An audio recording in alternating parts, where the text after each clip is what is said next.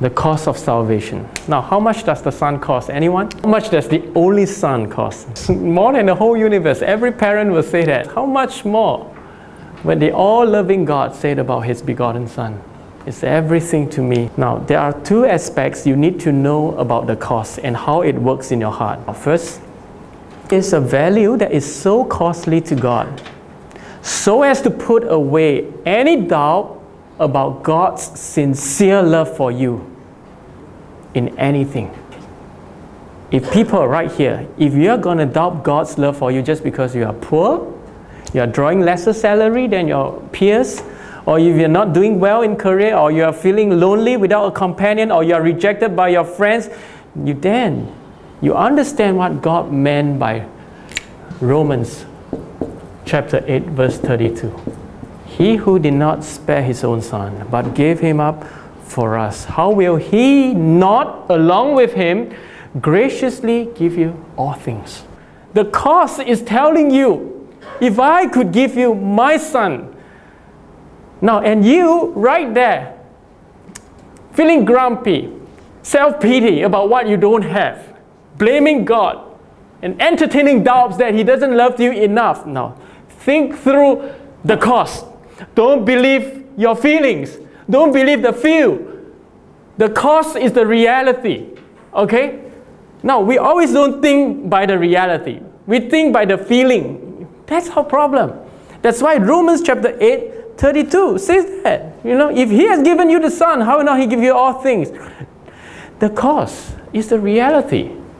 The feeling is a fleeting shadow. It comes and goes. You know, today you need this, tomorrow you need that. That's why Romans 8 at the end.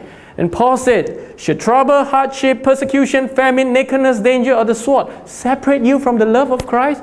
No, in all these things, we are more than conquerors through Him who loved us. So is there anything that makes you doubt God's love for you? That you feel His love for you is not enough? Now you ponder through the cross. If you for one moment in your trial ponder through the cost of Christ, you will see a different dimension to your trial. And you will experience His faithfulness throughout the trial. For one moment, just stop your complaint and stop. Well, you may not be able to stop your feelings, you know, but stop all negative inclination and all. Just for one moment, think through. Romans 8:32. If He could give me this, okay, how much more of things? Can my arguments stand before Him? You know, can my doubt stand before Him? That is the first aspect, okay? It's for you to realize that. And the other aspect of the cost is to create in you a sense of reverence and carefulness in your walk with God. I say it again. Okay, is to create a sense of reverence and carefulness in your walk with God. Now, if you are given something so expensive, so costly, like ladies, you are given a 18-karat diamond ring, you know, we just throw around in your house or living room. No, you wouldn't. You carry it into your bed, right? You know, or you wear in your, you know, on your fingers and all. Now, to me, probably if you see one of the most important thing in my life is my wife and my children. So where do I put them? I put them in my heart. So when you see it, it goes into it. It's in your heart. I'm saying now the cost of Christ first is meant to redeem you. It's to tell you how valuable you are. That's the first thing I mentioned just now. But it's also meant to put in you the utmost longing and desire for God, so that you will put Him in the closest place in your heart, that you will not take His grace lightly, that you will seek Him in all your ways, and you will find satisfaction through that constant union with Him. You will always acknowledge Him in your ways.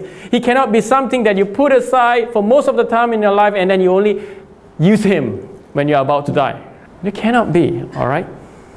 Listen up. Your response to the cost is the depth of your faith.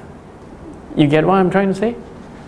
Your response, wow, it's so costly and pricey. Your response to it, I cannot put it any other way. I have to put it in my heart, the closest place in me.